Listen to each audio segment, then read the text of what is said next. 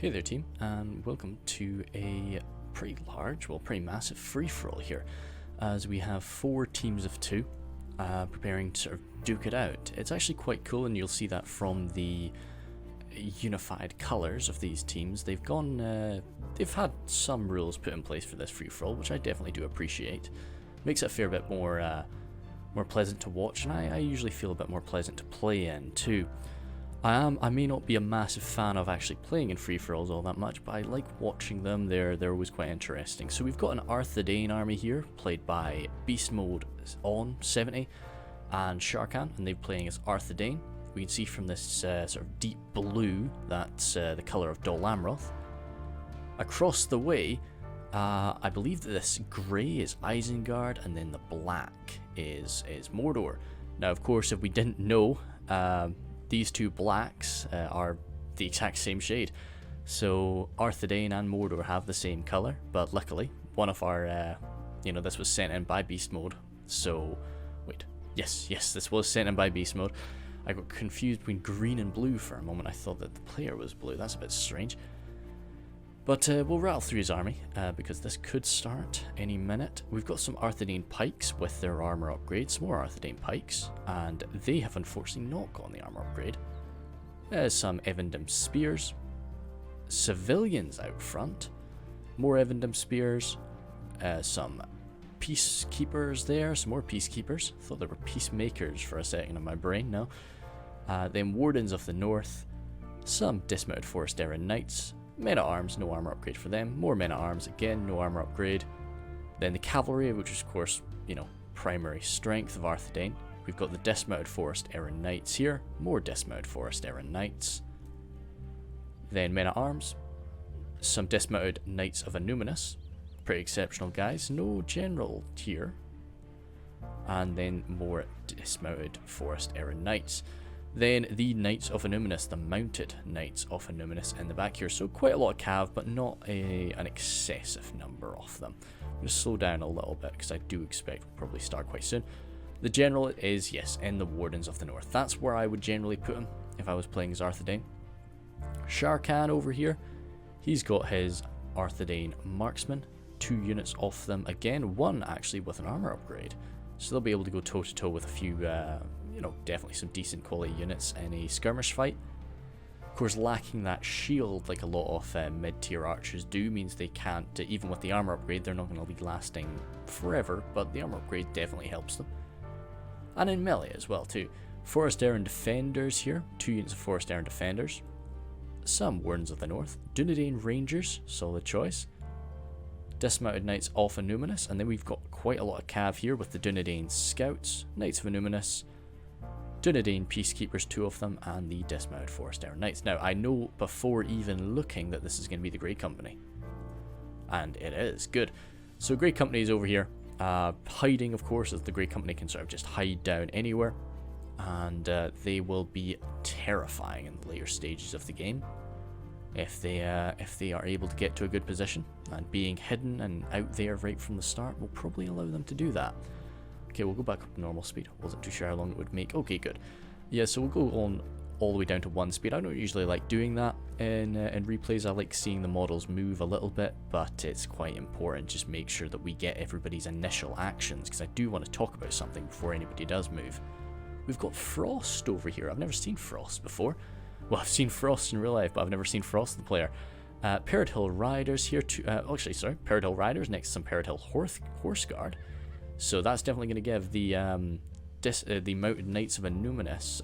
Not the Mounted Knights of Annuminus, the Forest Aaron Knights. But somebody that will be able to give the Knights of Annuminus a run for their money will be the Haven Knights here.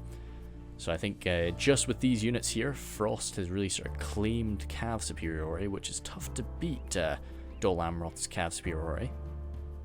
Tornastian Spearmen, some Dolar and Ernal Archers with an armor upgrade. Then some more Spears, some Pikes in the side. Do they have an armor upgrade? They do. Lots of armor upgrades getting thrown around today by these forces of men. Idhelmd Men-at-Arms, more Men-at-Arms there. More Pikes, again armor upgrade. I think it's pretty sensible to do that. Then more of these Men-at-Arms in the back here. They can receive an armor upgrade, but I'm afraid I don't know how to tell the difference. All of them have sort of sigils on their armor. Maybe that's a factor of it. Some Belfast Marines today. Dornal Archers just at the back here in order to lay down their stakes. Gotta watch out for that as a cav heavy faction. I would probably refrain from putting down stakes, to be honest. Then the Black Swan Renegades. Then we'll move over to his ally here, Egusama. Seen him hanging around before. With his Haven Guard. Then some Dismounted Knights of the Silver Swan. I love the Dismounted Knights of the Silver Swan. As I say, they don't get a lot of love from many players, but that's just because I think they don't get used properly a lot of the time. But 2 units off them there. Dornernal Swordsman, nice. Love the model for those guys. Idholland Men at Arms there. Tirith Air Marksman. Some more Men at Arms. More Men at Arms even. Do these guys look... Ah, okay, yes, so you can see these definitely don't have the armor upgrade. But then we'll zoom on over to these guys. And yeah, you can definitely tell. When the Edhelm Men at Arms receive that armor upgrade, their helmets are probably the easiest way to tell. And they just look, you know, more buffed out with their heavier armor.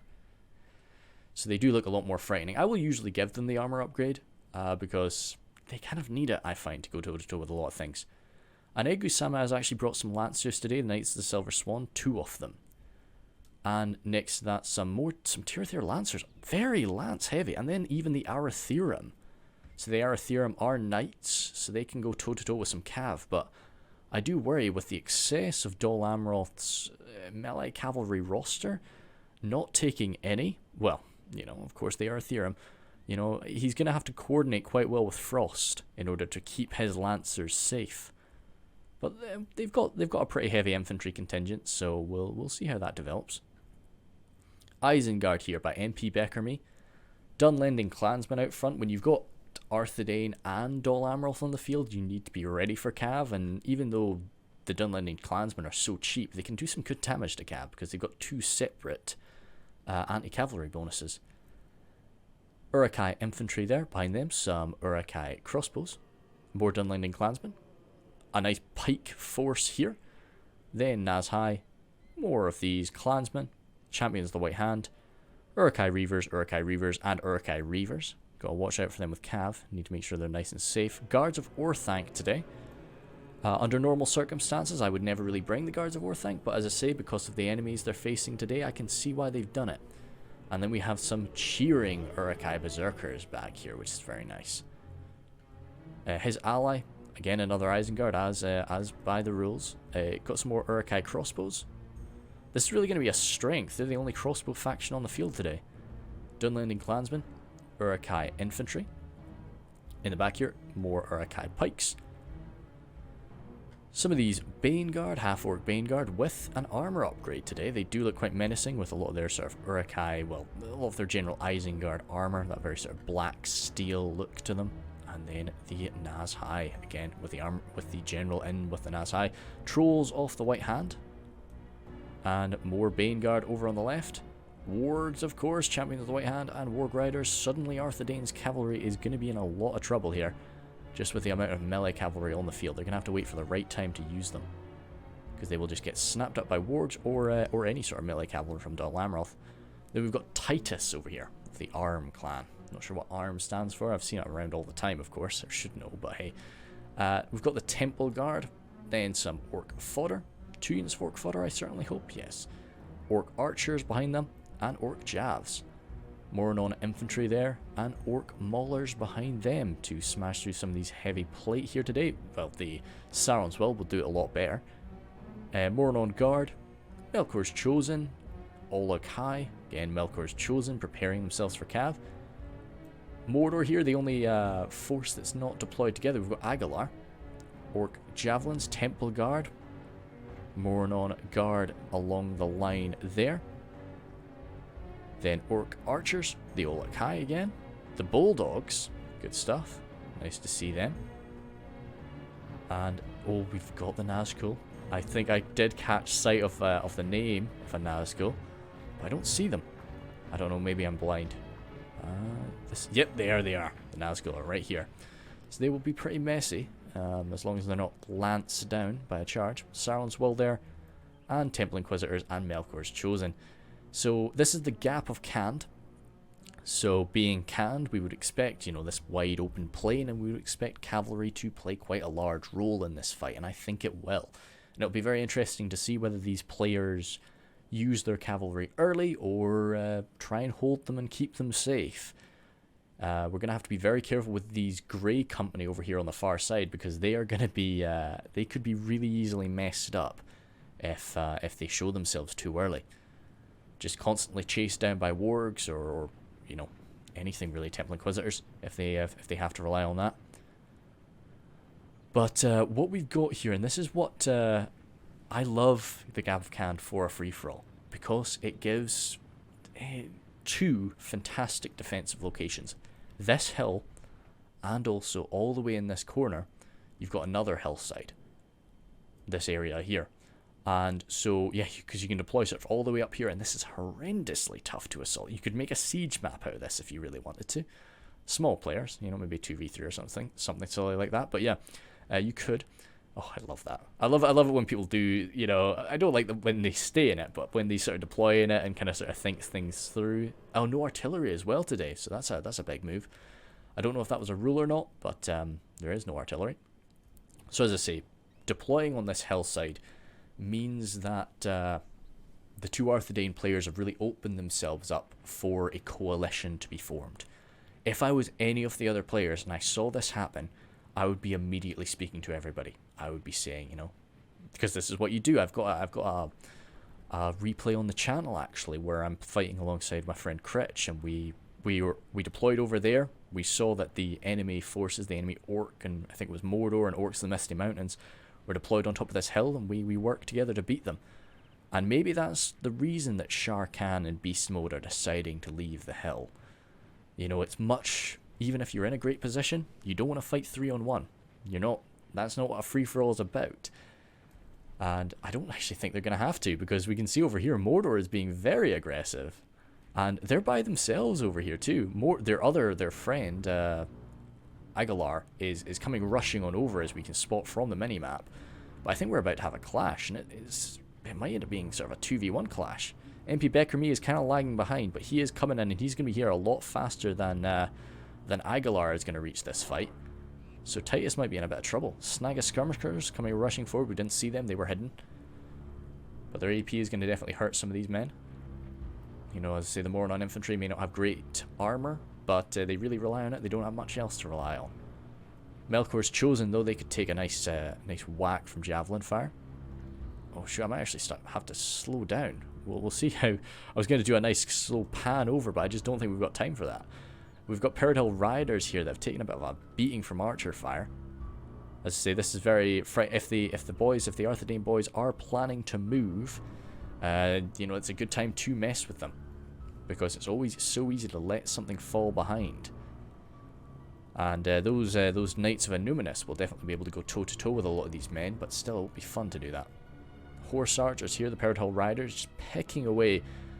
The Dundane Scouts definitely returning fire, but Dundane Scouts don't have much of an armor value on them. Good archers, but whereas the Peridot Riders, no, they've got armor. I thought they might have even had a shield on their back, but they don't. That would make them very powerful. Agalar's actually made amazing time and got in here to reinforce his ally. Hopefully they were in some good communication. Yeah, he's supported it, and it is not going to be a 2v1 smash as I originally imagined. Isengard's coming in just with overwhelming numbers. The Champions of the White Hand and a full unit of wargs going toe-to-toe with the Melkor's Chosen. That's a cool fight. Melkor's Chosen, of course, armor piercing. Not that the wargs care much about that, but the Champions of the White Hand will. I think the Champions of the White Hand are actually armor piercing too, though. So this is really a battle of the Titans right now in terms of cavalry, but especially in terms of wargs. And they are forced to fall back as the Orc Javelins start to tear into them. But I think even though there were a few dead wargs here, I think that was definitely a good move from Isengard. They did some good damage to Titus, I think. So I'm pretty chuffed to see that. Because if you can dominate the cavalry game here, you can start to, those Champions of the White Hand can start to slam into some stuff and do a fair bit of damage. Melkor's Chosen may not be Lancers, they may not have a massive charge bonus, but because of their huge attack value as standard, they can still mess people up on a charge. And at the end of the day, nobody likes a giant wolf slamming into their face. So it's it'll be quite powerful for the later game if they do dominate the cavalry. This is something I've seen. This is something I actually have been chatting about a fair bit and seen mentioned, is wargs fighting alongside trolls, and trolls actually sort of hiding inside of a unit of wargs. Okay, cool. We're seeing a warg charge right now. Coming right into the Temple Guard. They're 2 HP, so we wouldn't be seeing any of them drop anyway, but they've definitely taken a bit of damage here, so he needs to get out of there, though, because the Melkor's Chosen will make him pay for that. Champion's White Hand, as I say, Isengard wants this fight. He just wants to make sure he has this fight away from the Orc Javelins. I'm watching the mini-map, and I don't think there's any major confrontation going on right now by anybody else. Let's zoom over here, though. Yeah, it's the Dunedain scouts from Sharkan just kind of mucking about.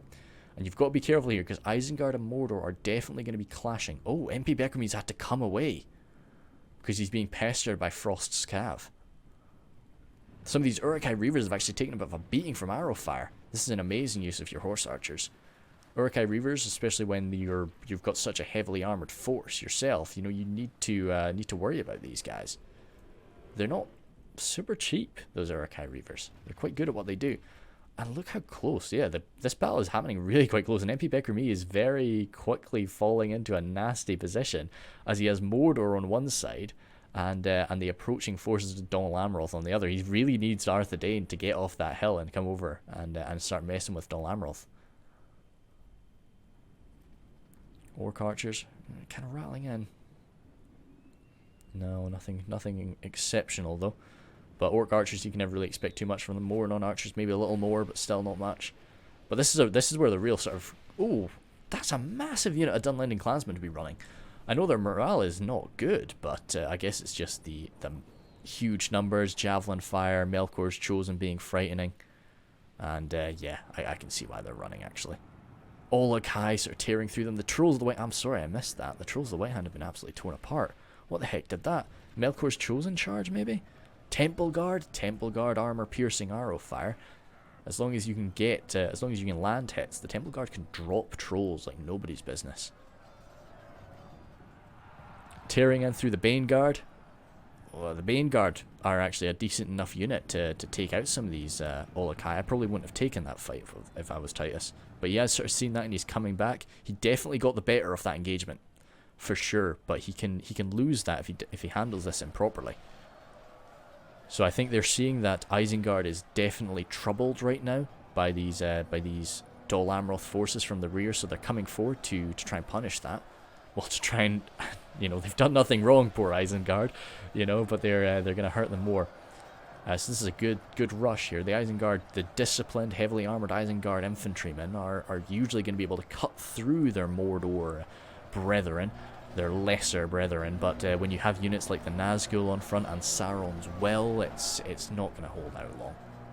The Orc Maulers as well with their AP, they're going to hurt. And we've actually had Aguilar pushing all the way... I was going to zoom in more, but you really can't tell too much, because this is the only thing I don't like about doing free-for-alls. You can't really use this mini-map to see too well what's going on, but we're getting a good gist of it anyway. It's sometimes hard to tell, sort of between the Orcs and the Uruk-hai who's who, but Wilson is not taking this lying down though, and he is rushing forward. MP Beckermead is actually coming up too now. Are they trying to just deal with... I think they're just trying to deal with Mordor as quickly as they can. And so, you know, if Dol Amroth really wants to rush at them, then let them. Dol Amroth needs to worry about Arthedain at the end of the day. They can't waste too much over here.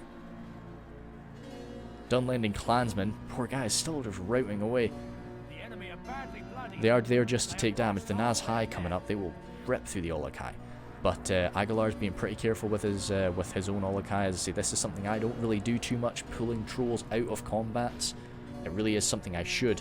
Titus is coming forward now, and you know we do have a lot of units that can mess up the trolls. Bulldogs going toe-to-toe with the Naz-hai. I say I really like the Naz-hai. I think they're an exceptional unit, but the Bulldogs are pretty well built to deal with them, and right now these Naz-hai are so spread out that they're just getting picked off one by one. Let's have a quick sort of look all the way down the line here. Yeah, Champions of the White Hand probably coming in for a few charges, taking a lot of arrow fire, but they're nicely armored. Javelins, though, won't care about that armor. And yeah, this might be the end if he takes a few more javelin volleys like that. Yep. Oh, that's really nice. Yeah, like pure white helmets on these guys. They're kind of cool. And Sauron's well, yeah, these champions. Oh, I was just about to say just as I was about to say they were trapped, they're going to be getting away. Guards of Orthanc, hopefully, I'd love to see them prove me wrong and do something, because this is a unit that I love the aesthetic for, and I enjoy using them. I just can't crack them. I just can never make them work well for me. So hopefully we can see them work some wonders tonight and then prove me wrong. But up against the Bulldogs, I don't think so. And with Sauron's well just standing right there, Isengard is just in a tricky spot. As I say, it's just because the MP Beckerme had to hold back Dol Amroth for a while. And as I say, what originally I thought was going to be a 2v1 in favour of Isengard has turned into a 2v1 in favour of Mordor. Titus and Aguilar really sort of backing each other up quite well there. And Snaga skirmishers rattling in. You know, Mordor's going to be hurt after this, no matter what. But right now, I think Mordor's got a successful push here. When MP Beckerme sort of rejoined this fight, or well, when MP Beckerme did arrive to this confrontation, it was already pretty nasty. The Nazgul will still be quite healthy, I suspect. They've not. I'm sure Aguilar will have picked their combats well. A unit that could definitely turn this around in a good long brawl is the Uruk-hai Pikes. And for now, they have definitely avoided javelin fire. Some of this orc arrow fire is coming at them, but they can generally resist that with their good quality armor. Interesting, yeah, so there is some good strength on this right-hand side. Even though it was just a few of these units, they're getting some good fights. And they are handling things quite well. And as long as this line doesn't break too quickly, Isengard can make them pay for this. That is definitely one of the Isengard generals. Fallen just there. Oh shoot, we've missed out on a lot of movement as Arthedain has lurched on forward, and looks like we have these two Horse Lord factions. It's weird to call them Horse Lords, being such as civilized kingdoms of men. But these horse-bound factions are going to be tearing through what's left of the orcs after this tremendous brawl. And I just hope the orcs are saving some stuff for that. You know, this is definitely the moment where you need to be starting to type to people. You need to be starting to use diplomacy. It's always tough to use diplomacy while you're fighting, but you need to think about it. Because if you just keep tearing lumps out of each other, you're going to be stuffed. Now, of course, it depends. Sometimes the ruling is just who's going to get the most kills, who's going to do the most damage. But with a player admitting defeat like that, I think that's probably Wilson, if I had to bet. Hey, yeah. See, this is what I was worried about. There was so much lancing power, but it looks like that got caught by some Melkor's Chosen and some Template Inquisitors there, and just got torn apart. As I say, I think Egusama maybe just went a little bit too hard on his Lancers and didn't have enough to watch their backs. I think it was MP Beckerme. That was too bad. MP Beckerme had a good push on this right side. I wanted to see how that would turn out. But no, I say it was clear that they just had a rough time of it. So I don't think any less of somebody for admitting defeat in that scenario. And I think Wilson was maybe just entirely wiped out because we're not seeing any of Wilson's forces. But no, good scrap all the same. And as I say, if it wasn't for Dol Amroth sort of nibbling at the backs, that could have gone very differently, I think. Knights of the Silver Swan have turned up there. It's time to press the attack. And looks like whatever they were fighting has been defeated. Oh, I did spot a Melkor's Chosen. That Melkor's Chosen has been finally wiped out, but they've taken a lot of fire and a lot of a beating. The Uruk-hai actually advancing by themselves. You need to run away, but now they're kind of they're on their own. Aguilar sort of had them exposed now. And these Knights of the Silver Swan, if they can get away... Oh, poor guy even just died right there. I think this might have been a micro loss from Aguilar. Yeah, as he sort of chased them away. But yeah, okay, cool. You wipe out that Knights of the Silver Swan. There's not really much in the way of charging left over here. Arathirum, if he was willing to go for that, I would probably do so. I would get my Arathirum for a quick charge. But he needs them for his anti-cavalry power, because Arthedain has managed to get all the way around here. These men are still fresh. Sharkan has done a great job of managing his vigor over here. Because all of his army, as I say, this guy's winded, but they were probably watching the backs with their cav, and what's going on here? The Grey Company have run. It's very possible that nobody knows those Grey Company exist right now because everybody's been too focused over here. But I'm sure that a lot of these players, like Egu-sama, generally knows what he's doing. I've seen him about a bit. He will be expecting the Grey Company to pop up. When you've got 2 Arthedain forces on the field, you know one of them's got it. Mordor's kind of healthy now. They've had a bit of a beating, and now I usually don't like doing this in a free for all, but I think you are totally, you know, they've got no reason. Nobody will blame them if they just decided we're gonna hold. We're defending now. You know, we went on the attack, we won, we've been ripped apart, but there's 2 full healthy armies, 2 totally fresh, lots of ammunition armies. We're going on the defense. So, you know, you want to come at us, it's your go. And we've still got a long time here. We're not even halfway through that battle, and we've already had 2 armies wiped out. 2.5 at least. And yeah, these poor orc archers out of ammunition. This is a worry. More non-archers here from Aguilar. Hopefully they've still got a bit left, because of course these 2 armies of men could just advance forward. And we did see a lot of armor upgrades for their archers, and generally human archers or Western human archers are going to be a bit more armored up anyway. So even if they don't have a shield or they don't have an armor upgrade, they're going to be able to stand up to a bit of a beating at ranged. Dunedain scouts, though, they can start pestering some people, but any shot toward an orc fodder at this point would be a wasted arrow. As I say, I think Sharkan and Beast Mode maybe need to be turning their attention to Dol Amroth. And it looks like they kind of are. Got to watch out for Mordor, though. They'll be lurking there, and as I say, they'll pick their moment correctly. Do they have... Looking around, though, yeah, it sucks for them, but it was amazing. It was great to see. But Mordor and Isengard basically just deleted each other's anti-cavalry power.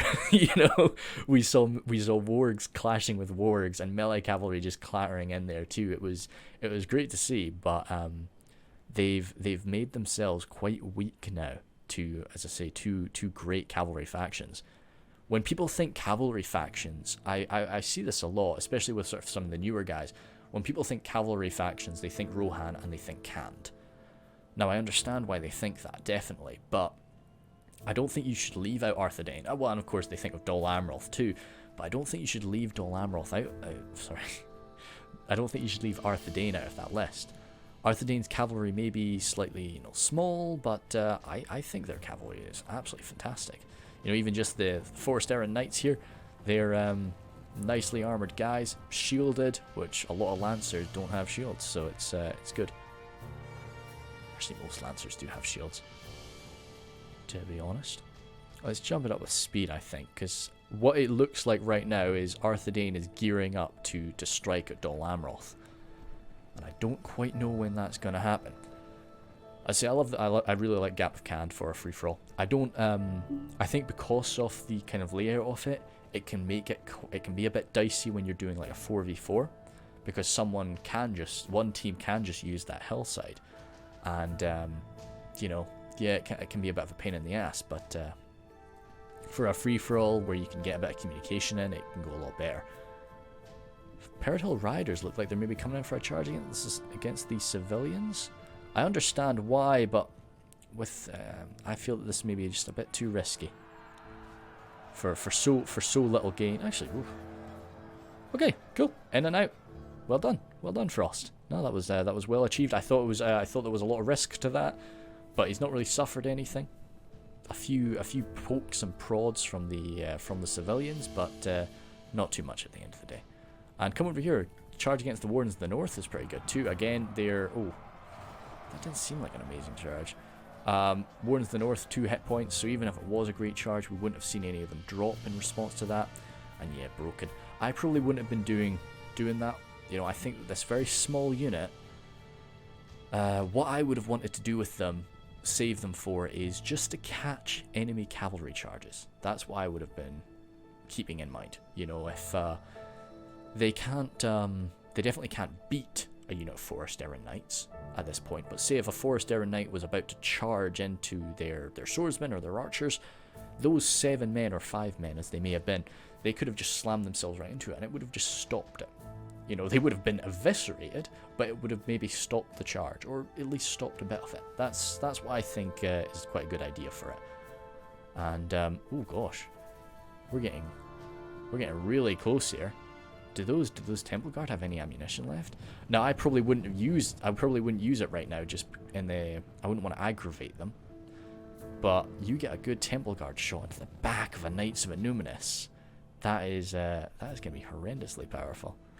These Temple Guard do have ammo, but as I say, I wouldn't take the shot right now, because if you take that shot, you're being left alone right now. This is what you want. If you take that shot, maybe Sharkan will turn around. Maybe Sharkan will wipe you out. Beast Mode on, coming forward with the civilians. If he's doing this, he needs to be backing it up.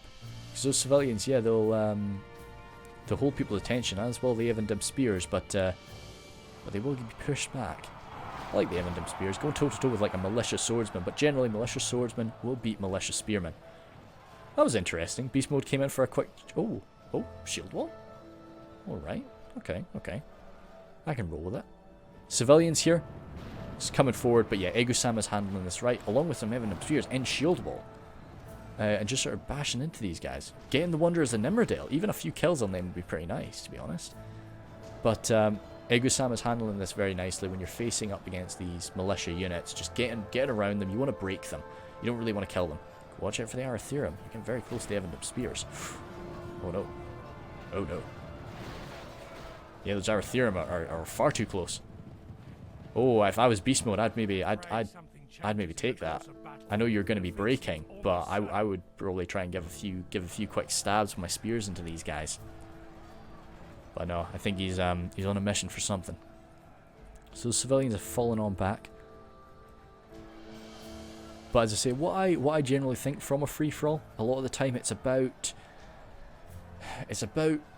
falsely balancing the scales. I'll say it's free-for-alls are all about trickery. They're all about deception, and because that's how you're winning in the end. You want to rack up kills. You want to show that you're fighting and show that you're taking losses. But the only way to win is to be the last one alive. And so yeah, like when you do throw away your militia force, that's great for Arthedain to look at Mordor and say, oh look, you know, we did an attack, it didn't work out. In reality, they've not lost anything important. But to somebody who's just looking at it, yeah, they might think, hey, yeah, they actually took a bit of a beating there. But it doesn't seem like that's what Beast Mode is doing, but I just wanted to bring that up. Because he is coming forward with some Peacekeepers now, who will tear their way through a lot of this stuff. Dornarnal Archers out of ammunition. I'm quite surprised at that. I thought I guess they have been firing away for a while. Arthedain Men at Arms, no armor upgrade for them. I don't usually give them an armor upgrade, just because it's quite expensive, really, to be racking up armor upgrades for your boys. Yeah, Sharkan is just very willing to get close here. Far too willing to... Okay, no, he's... What's going on here, Sharkan? There must be communication here, because I would be... If I was Titus, I would be worried. Just having these Knights of Innuminus right next to your front line like that. But no, good. A lot of trust. And that's what you need. Some good trust. These Dunedain Rangers, there's a lot of very powerful tools that Arthedain has here, and Mordor is just not going for it. Jeepers. Nice to see people getting along. Ah, yeah, so now we can use this, which is quite helpful. Sort of shows you where... So we've got sort of a flank occurring here. I'd say Egusama's doing this. He's doing this right. He's not really letting this become a frontline engagement and just sort of engaging people like face to face like that. He's coming around for flanks, which Dol Amroth, their infantry is decent, but when you're facing up against those slightly higher tier mainline units like the Dunedain Peacekeepers, you can fall away quite quick. As you can see, that's exactly what's happening. So if he can get some backstabs in, not so much to break the Dunedain units, but it'll help. I would get a pike unit in there, I think, though. But I think the main display we should be watching here is the Cav. These Haven Knights tearing through the Forest Errant Knights now. We need the Knights of Illuminus to back people up here. Yep, these Pirate Hill Riders just providing a little more substance to the Haven Knights attack. And folks are going down. Oh, what's this? Looks like a cavalry movement over on this side. But yeah, having such sort of a spread out formation here, and Dol Amroth really... How much... Two of their Lancers, yeah, that's not going to be worth anything. Horse Guard. Oh, those Forest Era Knights got a great charge off. Well, actually, that's... Oh, sorry about Discord. I was going to say that was a great charge, but it was up against those Tornastian Spears. And you can do that up against lower quality spearmen. And you can get away with that. But we did see a few of them drop, but I don't think that was worth it. You know, Tornastian Spears are mid-tier. You know, maybe a little under mid-tier sometimes, but yeah, I'd say that. And I think it's time for these pikes to come in. Pikes will wipe away these men. But I guess he's wanting to defend his main line, just not wanting to cause too much chaos, because that's where cavalry, that's where these lancers will thrive, is if this front line becomes too chaotic. But I would argue that it already is chaotic, and the pikemen need to be moved forward to bring order to it. Damn, they look good.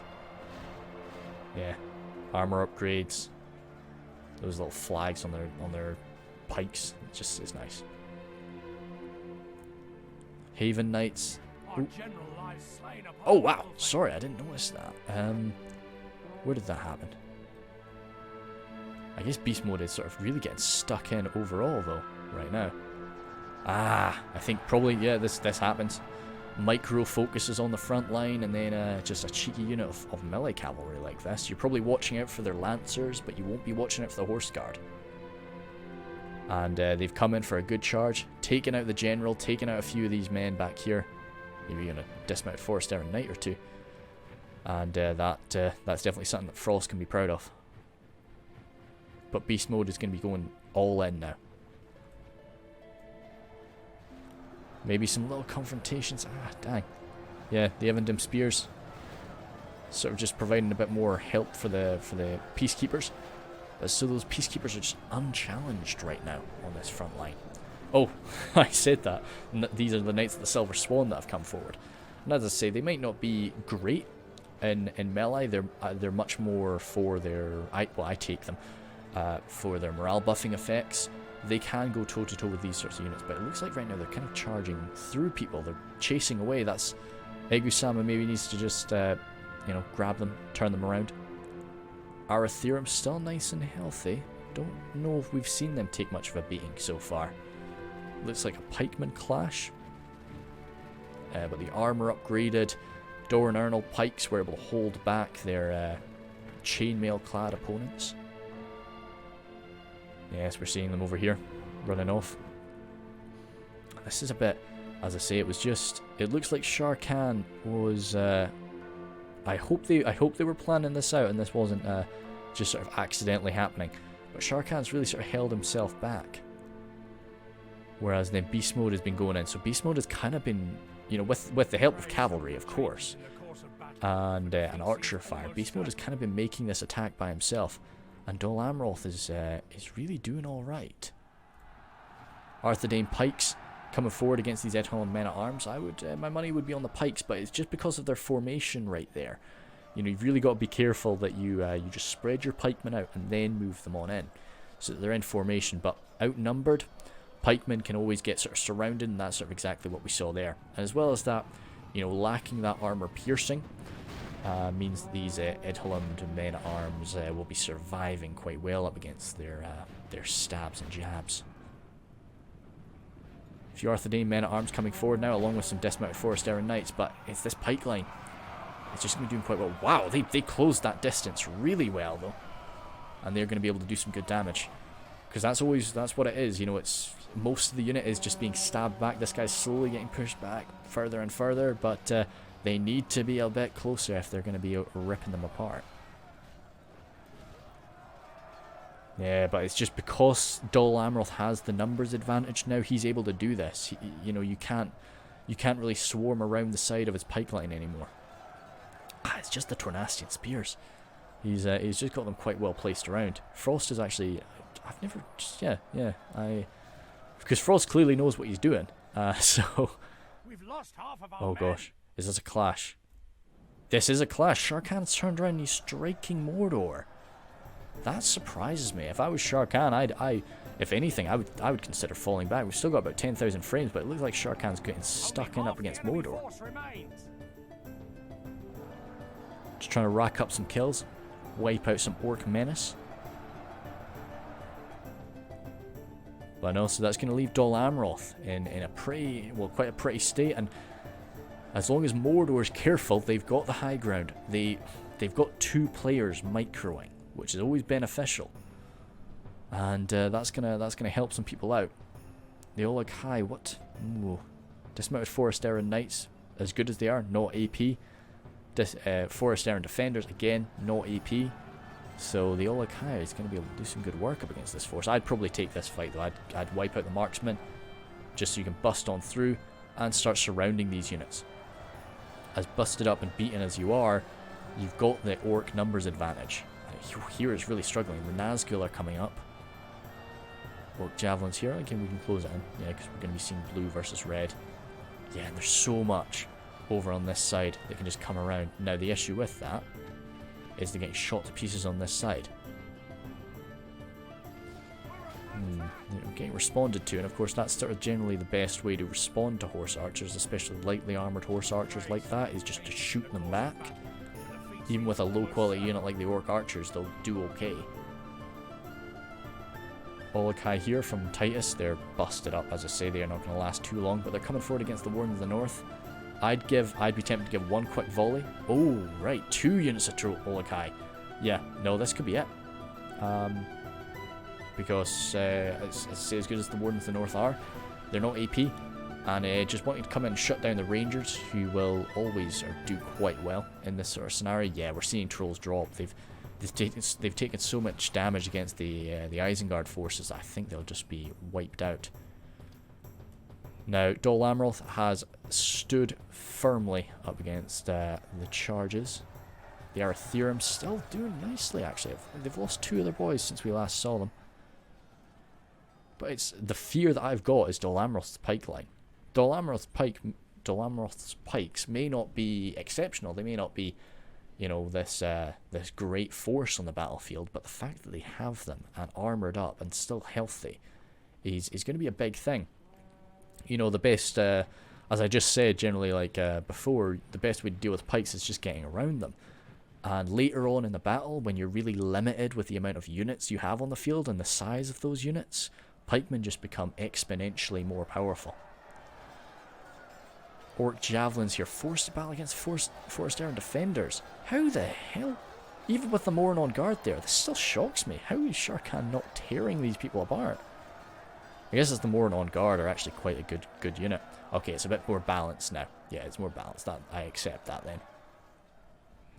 But for a little while, the orcs were winning that comfortably. We've got these Temple Guard here, of course, out of ammunition now, but good quality melee unit. 2 hit points. And I don't think those Temple Guard have been taking too much fire. And as bold as Sharkan's push was, and I think it was quite well executed, maybe there was a bit too much of a bulge in some places, it was getting these Wardens shut down and getting the Dunedain Rangers shut down by the Olokai. That was what wiped out. So that's Arthedain's general. That's the last general of Arthedain taken out. And the orcs are standing victorious. Well, almost. Take out the Dunedain Rangers. And that is that. Now, we of course have something to consider. Oh! Sharkan did make it away with his horse archer force. So that's these 2 units of Dunedain scouts. Or sorry, how many? 1. 2 units of Dunedain scouts and the Grey Company. So the Grey Company have clearly revealed themselves now. There's no way that you've not noticed them, and they've just done it again. So, they've actually taken some losses. So yeah, they definitely have been popping up. Probably messing around with with Dol Amroth. You've got to watch out for these stakes. That's scary. Like stakes nearby a front line, yeah, we can see. I would have done this too. It's just too... when stakes are just randomly dotted around the map, that's when bad things happen. When stakes are dotted near a front line, you're aware of them. You know they're going to be there. But it's, as I say, when front lines move, as they definitely do in a free-for-all, people people don't stay in their deployment zones or nearby it, you will always get situations like that where you just forget where stakes are. You just don't see them. How tough would it be? We're on higher graphics, of course, than this battle would have been played on. So yeah, see, so you're mucking about. That's tough. You're not really gonna spot that. Yeah, and there's one here too. So it really is not easy to spot. And of course they might have been routing too. You know, you can route into stakes. Shooting away the Haven Knights though. The Haven Knights, you've got to sacrifice a unit every time the Haven Knights catch up with you. And the Haven Knights have their shields. They have amazing armor. They're great to resist that. Oh, there's actually a few men that have survived from beast mode. So it looks like Arthedain is going to be assembling together for a final stand. And as I say, in this sort of situation, it's kind of they've done their fight, they've done their part. Didn't work out for them, but they've still got some stuff left. So it's kind of the two largest armies that are remaining now, Dol Amroth and Mordor.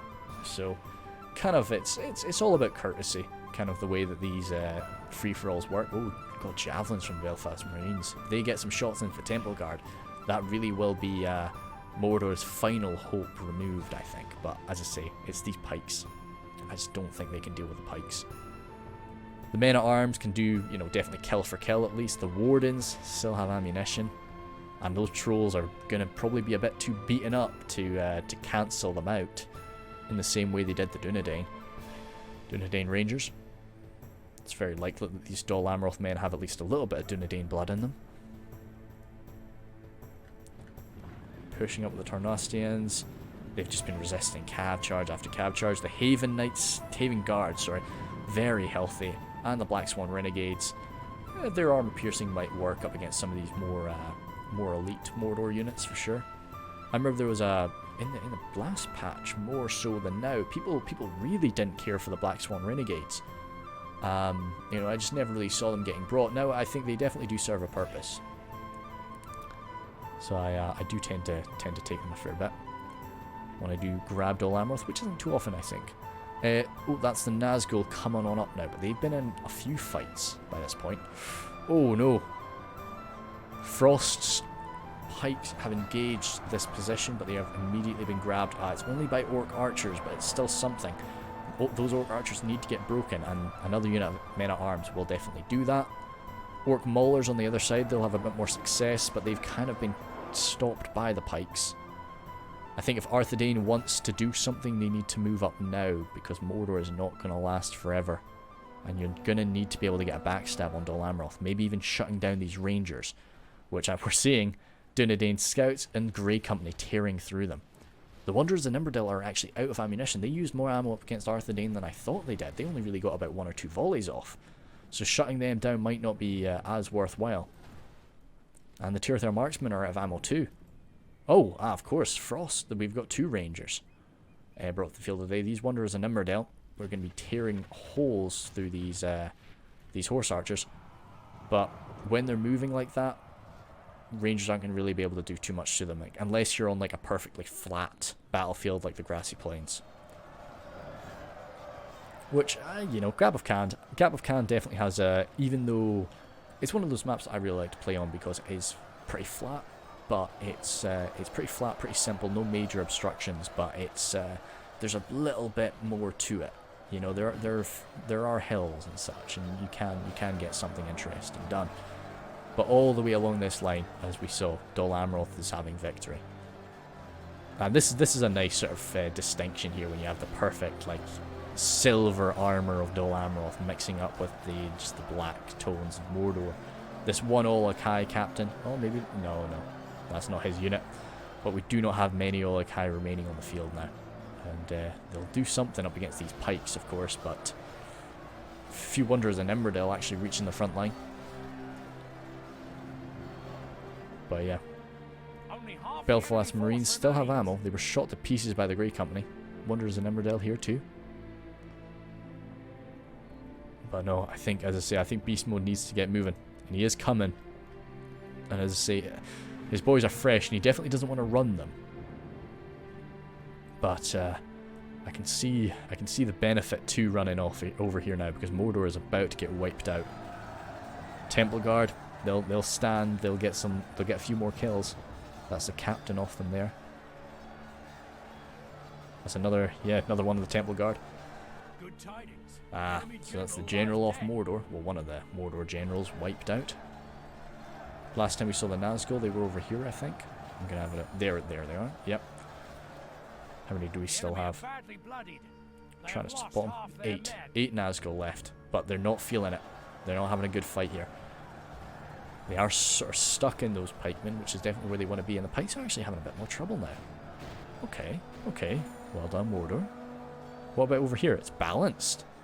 Oh dear. And there's not really much more firing that can come in. The Grey Company coming in for some charges. The Haven Knights chasing them off, though. Those Haven Knights have taken a bit of a beating, though. 14 of them left. Probably a lot of arrow fire.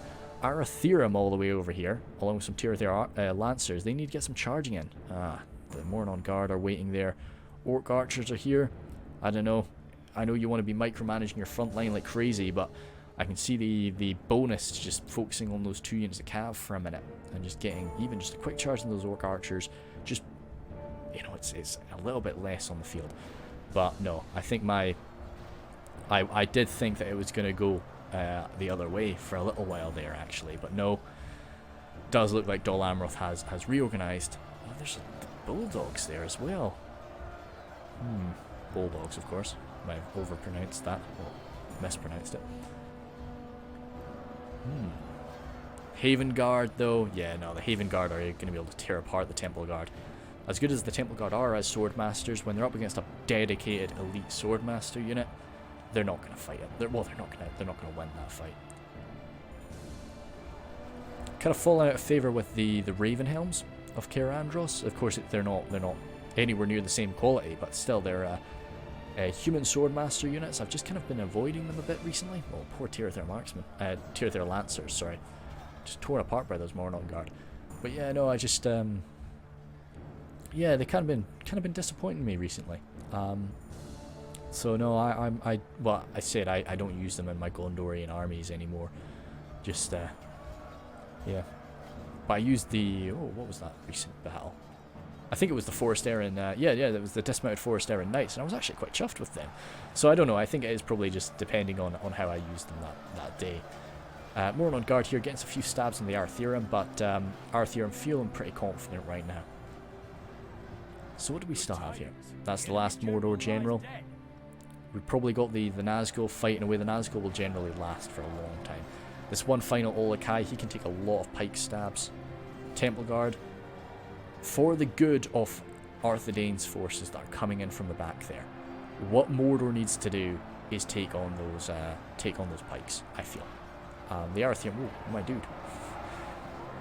Oh, jeepers. That's a very, very agile cav. That's a very agile horse there. But yeah, I think the best thing to do... Yeah, that's the annoying thing when you've only got one unit left, and that unit... You can see, because every time he does that, that's him receiving an order from Titus. So Titus is really giving him a lot of orders there. And the problem is, when he's giving those orders, he's not swinging his sword. Yeah, so he's doing that. And also, when he's being given an order to move... Yes, that's something you got to keep in mind with your unit. When you've got, it's not so much an issue when it's a big unit with 150 guys, because when you're giving an attack order, yes, he's interrupting that. Stop giving him orders, let him fight. Yeah, and you know, you need to sort of just give him the order and get him out. I think he's trying to escape with him, but no, because yeah, when you've got a unit of like 150. You know, when you attack with that, you know, it's only the one unit out of that 150 that is doing that. But when you've got a very small unit like the Olokai, you know, every time you do that, he's doing that animation, which is, as I say, stopping him from fighting. So that's he is going to fall there. But 10 Arathirum left. Still quite a lot of those pikes. Idhiln men at arms. Haven Guard are a frightening sight too. But yeah, no, I don't think it's over. What do we still have for Arthedain? The Wardens. Wanderers, sorry, not the Wardens. The Wanderers, of course, will have been tearing through these poor guys on their advance. Yes, I didn't think of that. Damn. Yeah, this poor yeah, because it was the dismounted Forest Aaron Knights, and you know, it was the Arthedain pikes that I was putting my faith in. But just the fact that Frost still had a little bit of ammo left for those Wanderers is kind of gonna I think that sort of tipped it, because a lot of the numbers here that were definitely going to be needed, they're gone. They've had to run. They tried their best to save their vigor, but they've had to run in the later stages here, especially chasing down these Wanderers in Emmerdale, which they're going to be able to do, but nah, just a quick keep walking away. They'll be able to get out of there. Ooh, 2 of them dropped.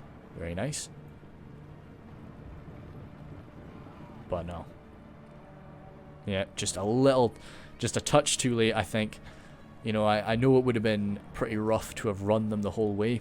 As I say, these guys are those guys are exhausted anyway, you would argue, you know. But yeah, I just think if they had arrived when Mordor was still standing, could have gone slightly better, but those Wanderers were waiting for them. And I just didn't realise that.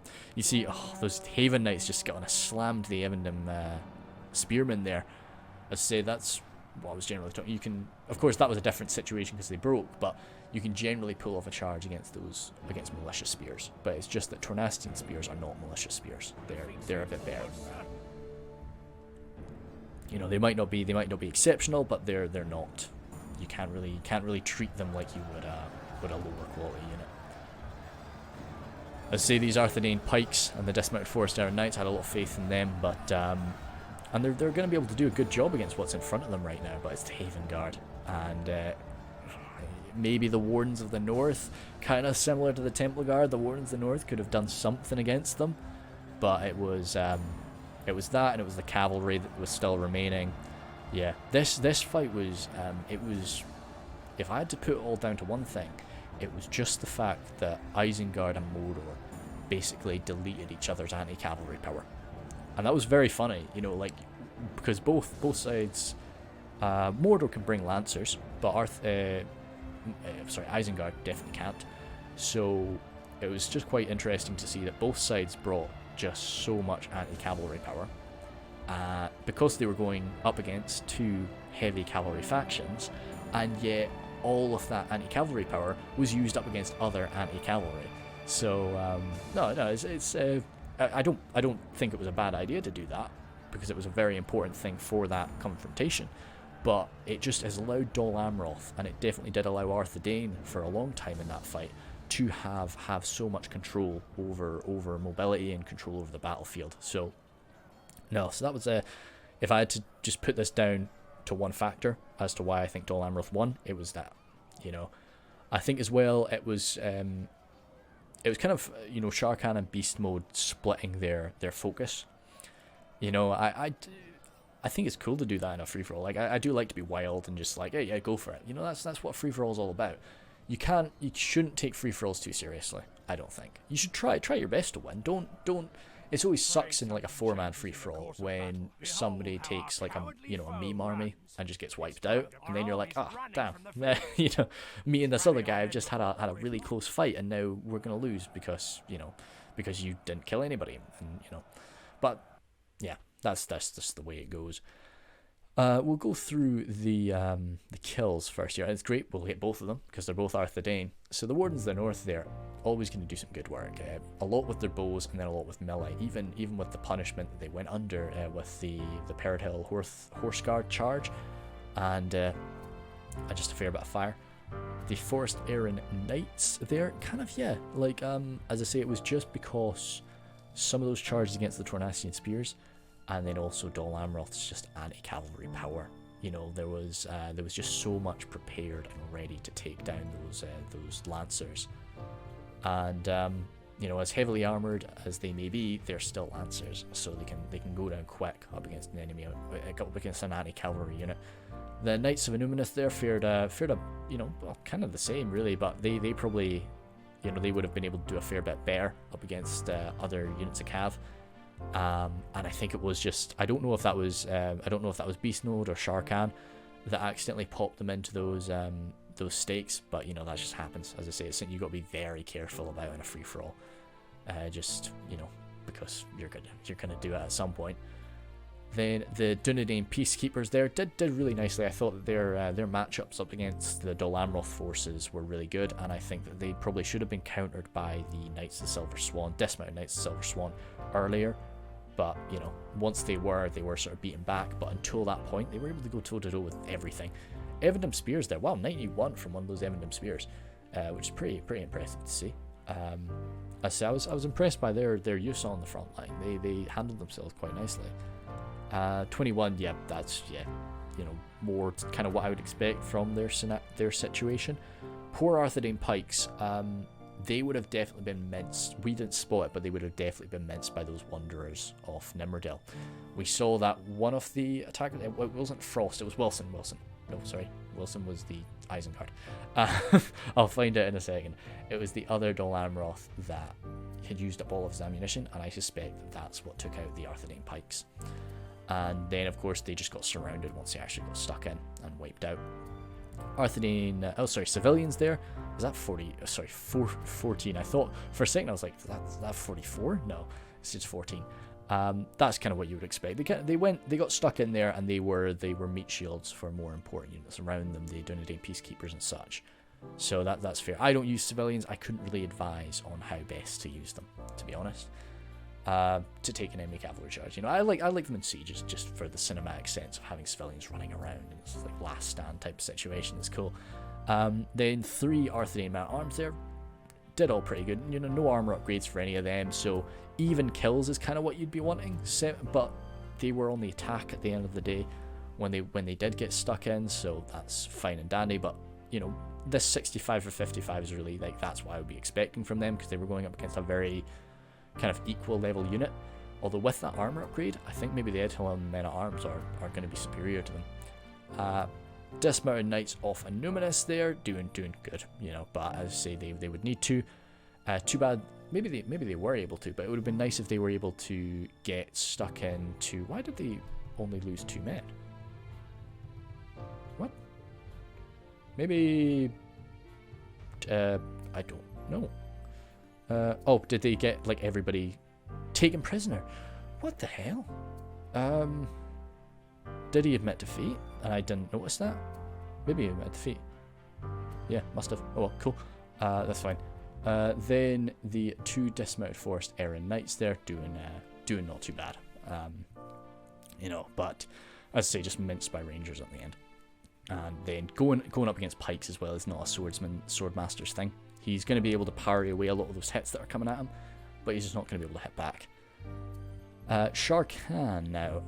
Yeah, Wardens, too bad about those Wardens. They probably got targeted down by something.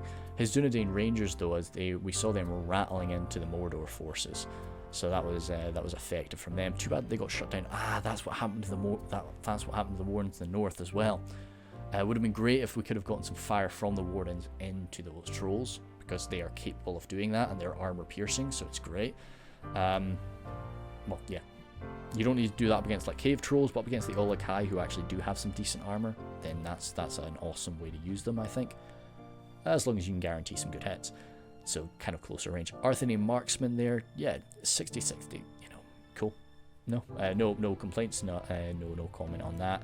Dismounted Knights of Annuminus, doing alright. Peacekeepers, wow, 149 for those. They were definitely sort of cutting through some orcs. They'll always be pretty good for that. These guys, not so much, that's too bad. But you see a lot of these units actually sort of routed off. Dismounted Forest Erin Knights here as well. And cool. But mainly focused on that Cav. Grey Company there. Never really got a shot right down a front line. The awesome thing about a free-for-all that you really want to happen is you want to have 2 of your enemies clashing and then get alongside them and shoot right down like a combined line, or even get behind them. Because it doesn't matter, you're shooting right through this entire like front line back to front, and that's great. You don't have to worry about your own men in there. You just tear right on through. Then the Dunedain Scouts, both units of Dunedain Scouts doing all right. There was a lot of arrows on the field to take them out, so they handled themselves quite well. Those Knights of Numinous though racked up some good kills. They definitely didn't get caught up by too many of the Dol Amroth cavalry. Even if they did, they can do okay there. Now, whose name was I forgetting? Egusama. There. Yeah, sorry about that. So we'll run on down. Wilson and MP Beckermy just had a tough situation. They did the best with what they could, and as I say, I think MP Beckermy could have racked up a good few more kills, but I don't blame him for retreating from that. And in a way, it's kind of good that he did, because had he fought for longer, all he would have done was killed more of the Mordor forces, and and made them less of a power in the later game. So it's kind of, it's nice that he did that. And Aguilar there, yeah, really, nice. Great sense to, and it's these prisoners as well, just from snagging everybody. It's fantastic. Whoa, I think with some good prisoners as well, and of course everybody. Yeah, cat is just sneezing on my bed. Please don't do that, Basil. Thank you. Then Aguilar there, yeah, great sort of game sense. I don't know how much sort of communication there was between the two of them. You can never really tell that, but he definitely sort of realised what needed to be done immediately and rushed over as quick as he could to support his buddy Titus, and Titus held quite substantially. Like I'd say, I thought Titus was brave. It was very brave from Titus to launch himself into what looked like a 2v1. And maybe he should have done that a little bit. Of course, it worked out. Now, this is the thing. It worked out in the end. But I think he went in a little bit too fast. Now, he went in that fast, I think, to secure that hilltop so that Isengard couldn't do it. So they had a little bit of an advantage in that fight. So that was cool, but still dangerous. And it could have gone very badly had Dol Amroth not been pestering them from the back. And as I say, Dol Amroth there did, they were very active in the fight from the start.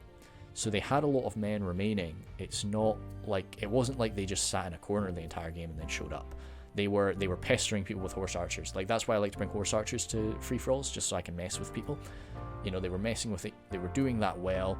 They were active with their lancers. We saw it didn't work out too well. But they wiped out the Melkor's Chosen at the end of the day, which, as I say, that really helped them in the later stages. So that was good. And I think they deserved that victory for sure. I would have loved to see something crazy and for Mordor to turn it around. Aguilar just to be like, ha ha ha, my Temple Guard I actually got some shadow bows lined up perfectly and just tearing through people. But no, it was still damn good. So that's all I've got for this. But again, I'll be mentioning it in the next few videos. Number one, if I'm ever in a video with you guys, feel free to send it to people. I like that. I like to see myself on other people's channels. So don't hold back, and I will make a video on it most likely, but I like to watch that video first. So just let me know you're doing it, but don't not do it. Don't think, oh no I shouldn't. But yes, yeah, it really is fine with me. And two, I'm going to be on Scouts Discord. Not Discord, sorry, Scouts, the Scouts Debrief a podcast this Saturday at 9 o'clock. I think we're going to do it, we're going to try and do it every week for a month. And that's happening at 9 o'clock UK time, GMT. Or we might be on I should know. Time is a big thing for me. But we're on UK time, 9 o'clock. And yeah, it should be good, but fun. We're generally going to be chatting about strategies that we see employed on our battle reports. So I'll be bringing this battle up. I'll be talking about it a bit, and I'll be seeing if there's anything I think, and I'll be talking about what could be done differently and such. And generally just talking Reforged and Silmarillion banter. So it should be good fun, and I'd really like to see a few people there. I know 9 o'clock Saturday night is real cool guy hours. So for playing a video game, but hey, yeah, I'd like to see you guys. Thank you.